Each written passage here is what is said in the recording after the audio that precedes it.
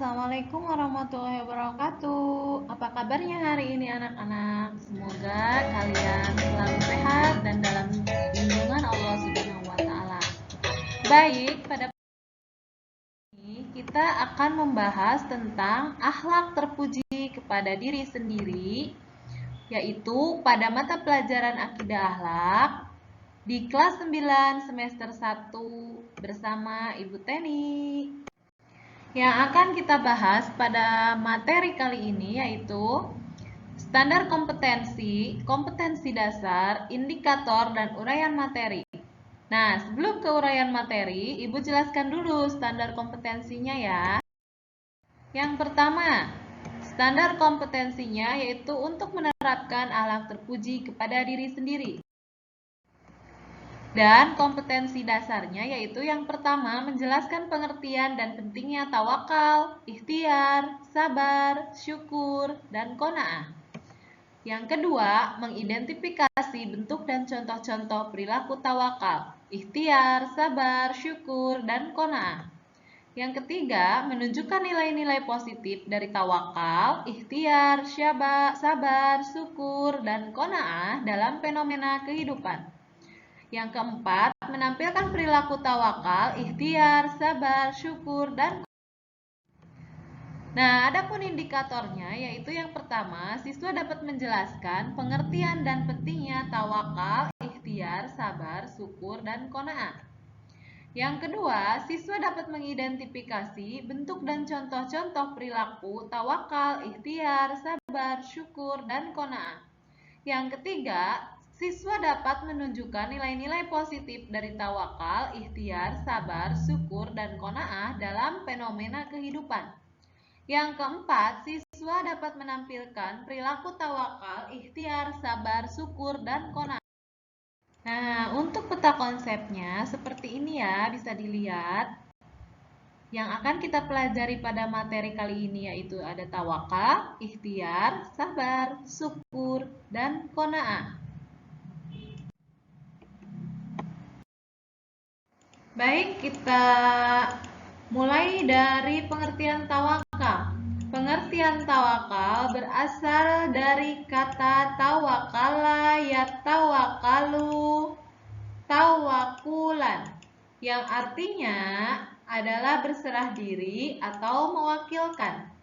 Nah, lalu tawakal menurut istilah adalah berserah diri kepada Allah atau menyerahkan suatu urusan kepada kebijakan Allah yang mengatur segala-galanya.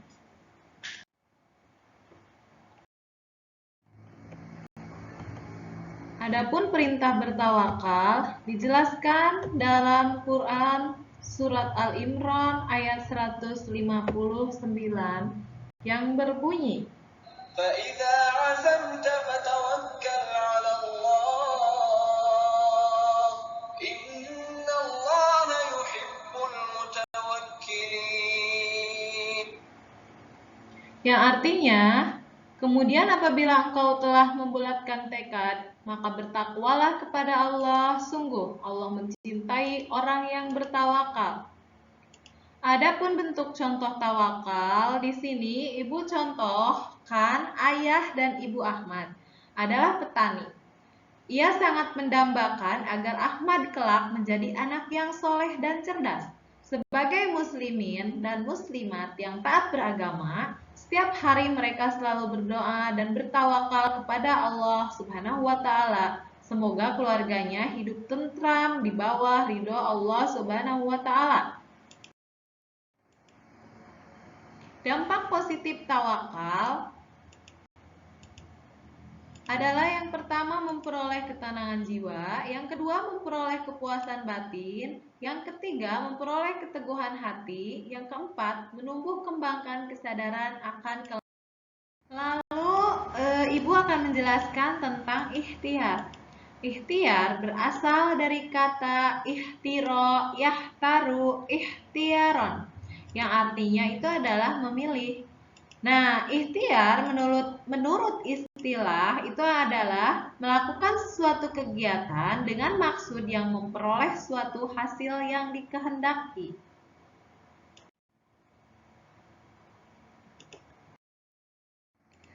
Adapun perintah untuk berikhtiar dijelaskan oleh sebuah hadis yang berbunyi, La ayya'huda ahadukum hablahu fayyati bi khuzmatil hatta bi ala dahrihi fayyabi'aha fayyakuffallahu biha wazahahu khairul lahu min ayyas'ala nasa a'tauhu au manna'uhu, yang artinya, sungguh jika sekiranya salah seorang di antara kamu membawa talinya untuk mencari kayu bakar, kemudian ia kembali dengan membawa seikat kayu di atas punggungnya, lalu ia jual sehingga Allah mencukupi kebutuhannya.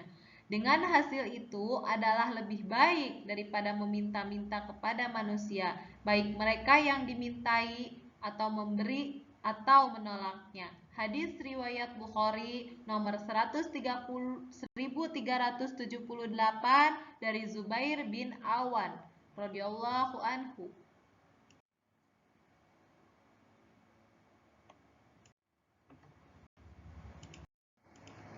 Nah, lalu dampak positif dari ikhtiar yang pertama adalah kepuasan batin, yang kedua adalah menjadikan diri itu sebagai diri yang terhormat, lalu yang ketiga berlaku hemat. Nah, lalu membiasakan diri dari berikhtiar itu menjadikan giat dan bersemangat dalam melakukan suatu usaha. Yang kedua, tekun dalam menjalankan suatu tugas yang diamanahkan kepadanya. Tidak mudah putus asa apabila menghadapi kesulitan, memiliki semboyan bahwa kerja keras untuk mencukupi kebutuhan lebih mulia daripada meminta bantuan atau menunggu belas kasih. Nah, selanjutnya, sabar. Sabar adalah tahan menderita sesuatu, tidak lekas marah, tidak lekas patah hati, dan tidak lekas putus asa. Adapun macam-macam sabar yaitu yang pertama sabar dalam ketaatan, yang kedua sabar dalam menghadapi musibah, dan yang ketiga sabar dalam. Nah, dampak positif dari sikap sabar yang pertama memiliki emosi yang stabil, tidak mudah terpengaruh oleh keadaan dan lingkungan. Lalu memiliki harapan akan masuk ke jannahnya Allah. Nah, untuk membiasakan diri bersikap sabar, yaitu yang pertama, selalu ingat bahwa marah tidak dapat menyelesaikan masalah. Dan yang kedua, membatasi diri bersikap hati-hati dalam bergaul dengan teman yang berwatak keras dan kasar. Yang ketiga, memperbanyak bergaul dengan teman-teman yang baik dan Adapun syukur itu berasal dari kata sakaro yaskuru sukron, yang artinya berterima kasih atau bersyukur. Nah, adapun syukur menurut istilah artinya adalah berterima kasih kepada Allah Subhanahu wa taala atas karunia yang dianugerahkan. Adapun untuk perintah bersyukur dijelaskan dalam Quran surat Al-Baqarah yang berbunyi, Bismillahirrahmanirrahim. Fadkuruni adkurkum waskuru li wala takfurun. Yang artinya, maka ingatlah kepadaku, aku pun akan mengingat kepadamu. Bersyukurlah kepadaku dan janganlah kamu ingkar kepadaku. Nah, untuk bentuk-bentuk bersyukur, di sini Ibu kasih contoh. Pada musim panen ini, keluarga bahan memetik panennya sebanyak 7,5 kintal gabah. Ia pandai mensyukuri nikmat Allah Subhanahu wa taala walaupun panennya tidak mencapai nisab, namun ia menyisihkan sebagian dari gabahnya untuk diserahkan ke Baitul. Nah, lalu ada dampak positif bersyukur. Yang pertama, memperoleh kepuasan batin. Yang kedua, terhindar dari sifat tamak. Yang ketiga, mendapat jaminan tambahan nikmat dari Allah.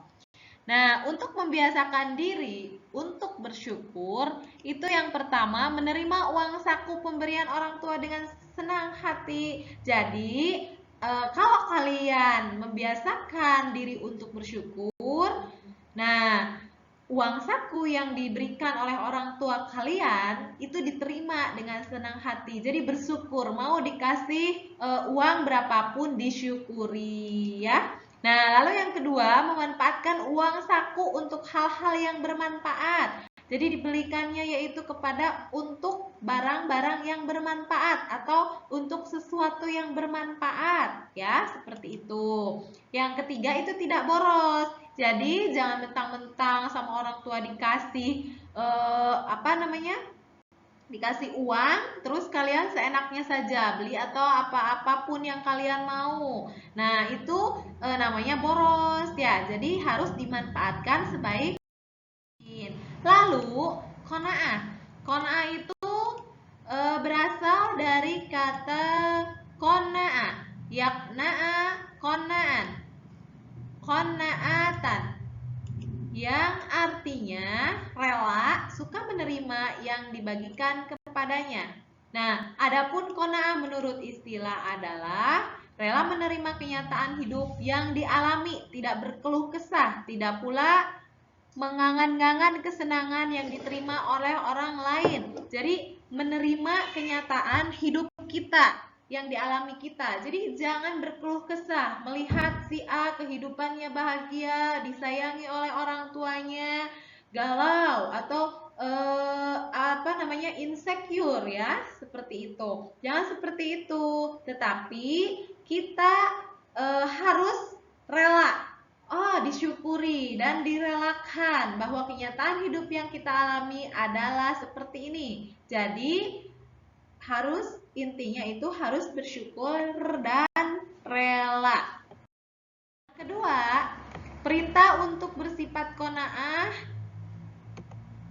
dijelaskan dalam Quran surat An-Nisa ayat 4 ayat 32 yang berbunyi, لا تتمنوا ما فضل الله به بعضكم على بعض للرجال نصيب مما اكتسبوا وللنساء نصيب مما اكتسبن واسألوا الله من فضله إن الله كان بكل شيء عليما ولكل.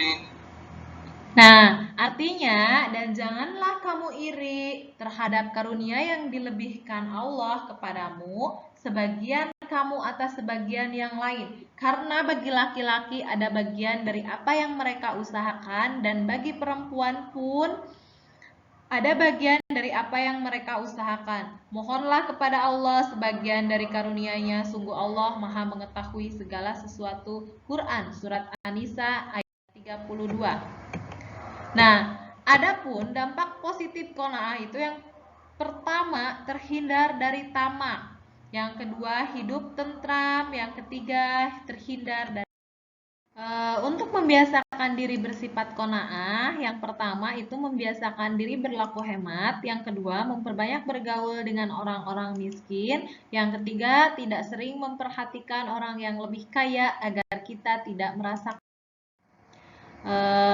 Untuk materi kali ini mungkin itu saja yang dapat Ibu sampaikan. Kurang lebihnya mohon maaf. Wabillahi taufiq wal hidayah. Wassalamualaikum warahmatullahi wabarakatuh.